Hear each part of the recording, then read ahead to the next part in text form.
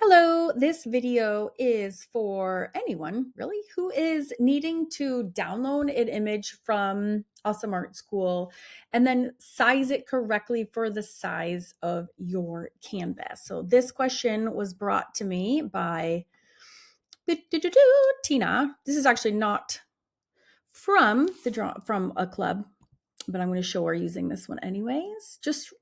I have to say this, just make sure your images are copyright free and that you have permission to use them. Or if you're just doing this on Audrey Hepburn for your own practice, then that's fine. I would just be remiss if I didn't say those words. Actually, I can't save this in this view. So first thing you want to do is you need download PNG. You need to download either a PNG file or a JPEG. So up here on the top, this is Outlook, which gives me the option up here. There's a teeny tiny little download arrow up here. So you have to just have the image file in some form. You can also use a screenshot. I recommend getting a Canva account, Canva. You can get a free account. I actually have a file that has all of my references on it. Where is it? I had cluttered it up with some other things. My entire business runs on Canva, just so you know. If you want to see behind the schools at Awesome Art School, just check into my Canva account. Okay, so these are all my references. And what you want to do is open up a Canva account. You want to open up basically a document that's 8.5 by 11, right? Because that's like standard size for your printer. And so to do that in Canva, or say I'm not really starting this from scratch. So I know that Tina already has an account, which is why I'm making this video for her, but also for anyone else who needs this same video being made for them. So you just need to make sure your document is sized to the same size as your printer. So mine only does 8.5 by 11. So just make sure, and I already know this is on the right size, but if you need to resize it, it's not already, just go to Resize and type in 8.5 by 11, hit enter, and it will resize it for you. Now you want to upload your image. So you go to file, you can go upload files, or you can just click on uploads on the sidebar here. Just going to make this bigger so you can see it better. You can see I'm working on my wonky woofer book right now, which is why you see those. So just upload. Okay, you're going to click on upload files, and then we're going to pick that Audrey Hepburn one. Okay, so this is how I do mine. It's super trial and error. I don't know how else to do it. So basically, I will blow this up until the size it kind of is, if that makes sense. I usually start with a face. If it's a figure or face, I would start with a face.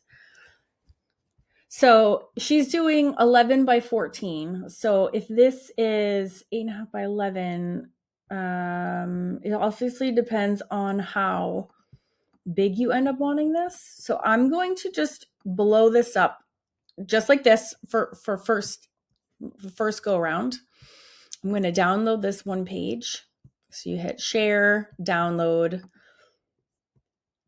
I'm going to hit current page 3. And I'm going to run up and grab this out of my printer. I need to test if this is like the right size-ish. Okay, so I just ran up to my printer and I grabbed my Audrey Hepburn, okay? And then I brought my 11 by 14 sheet. Okay, so when I lay it right here, I'm like, okay, that's fine. I'm happy with the size. I also printed out an 8.5 by 11 so I could see what else I was missing. So if I'm happy with this size, which I am, I think it works great on 11 by 14. But that could be trial and error. I could have had to do that like 4 more times. It's the only way I know how to do it. Okay, and then this is the one that I just did like regular size, so I could see the rest of her body and what I was missing. You didn't need to print this out. You could just look at it on your computer and been like, oh, I'm still missing the arm. I just wanted to be really clear for this instance. So now that I have this kind of locked in the right size, I duplicate this, and I'm be really careful not to change the size at this point. You're just moving the image. Okay.